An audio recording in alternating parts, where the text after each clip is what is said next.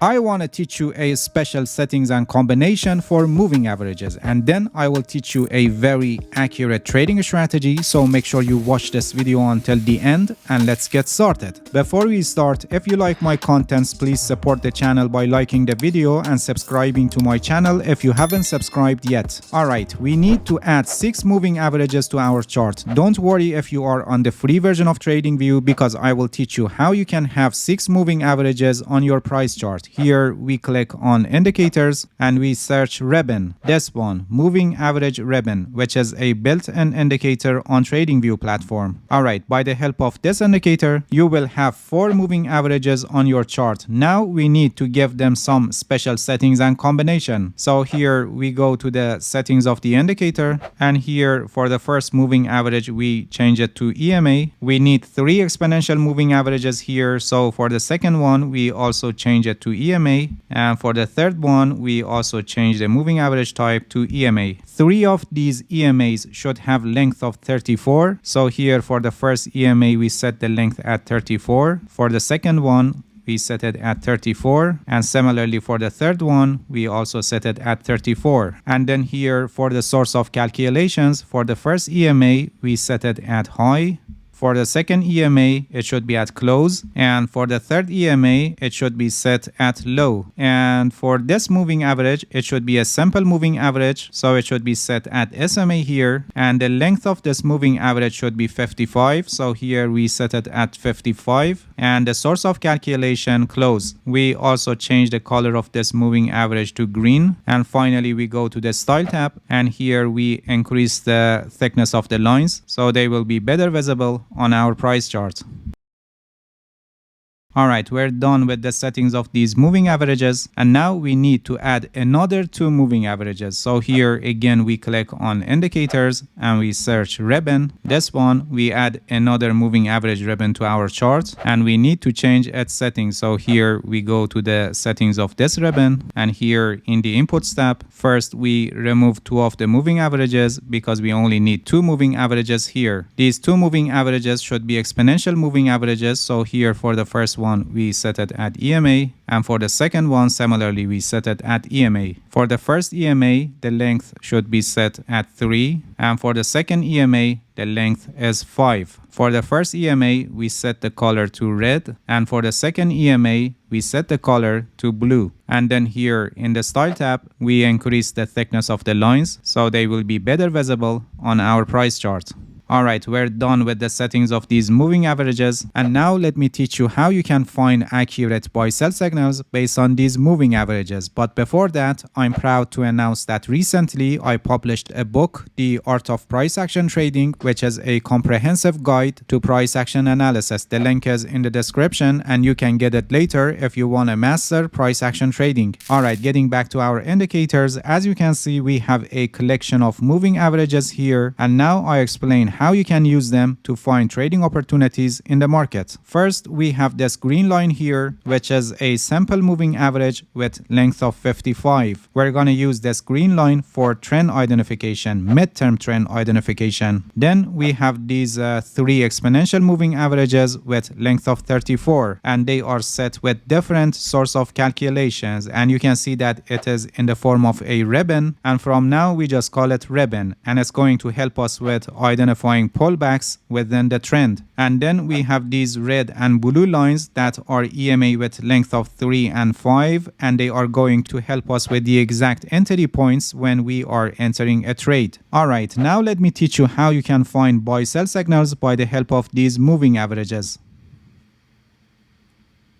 As I explained earlier, we use this green line for trend identification, midterm trend identification. When the price is below the green line, the market is trending down, and when the price is above the green line, the price is advancing in an uptrend. We wait for the times that the price from one side goes to the other side. For example, here you can see that the price was below the green line and then it crossed the green line and went above the green line. In the next step, we wait for the ribbon position these three exponential moving averages with the same length to go above the green line. You can see that it happened here, and we have three of them already above the green line. In the next step, we wait for the price to do a pullback to the ribbon, like here as you can see. This pullback can be just a touching of the ribbon, like for example here, or we can have the price completely inside the ribbon, like what happened here. Even if the price goes below the ribbon or even below the green line, but not far and just close to the green line and in touch with the green line, it is still accepted as a pullback. But if the price goes below the ribbon and green line too much, like for example what happened here, which the price is far below the ribbon and green line, if the pullback is like this, it can't be considered a pullback since the probability for turning of the price will decrease considerably. In the next step, we wait for the crossing of this red and blue lines above the ribbon. We want both of them to be above the ribbon at the same time, exactly like what happened here at this point. You can see that the red line and blue line are already above the ribbon. When both of these lines are already closed above the ribbon, the buy signal is confirmed, and in practice we could enter a long position at this point when this new candle was opened. The stop loss for this trade is placed below the pullback and profit target at 1.5 risk to reward ratio. Always try to have also confirmation of price action concepts, so you will enter in higher probability trades, or you can have better and safer entry points. For example here, you can see that first we had a pullback inside the ribbon, then the price advanced but not so much pressure and again declined, and then again tried to advance. So here we have a tight consolidation period just inside the ribbon, and this is happening on the touching point of the green line. So when the price breaks this consolidation period and we get a candle closed above this resistance level, it can be a signal for ending of the pullback. You can see that this candle broke above this resistance level, and we have also crossing of the blue line and red line above the ribbon at the same time. And you can see that this was a very high probability trade, and you see how the price advanced after that. Please pay attention that for decreasing our risk, we don't enter any trade on the next pullback after the price crossed above the green line, which actually tells us that probably the price is turning to an uptrend. If we got our setup, we enter a trade only on the first pullback. For the next pullbacks to the ribbon, we don't enter any trade. We just wait for the price to go below the green line, and then we wait to see if we have a short position setup or not. Here we are dealing with mid-term trends, and to decrease our risk, we only enter a trade on the first pullback as I explained for the long position setup. Alright, now let me teach you a short position setup.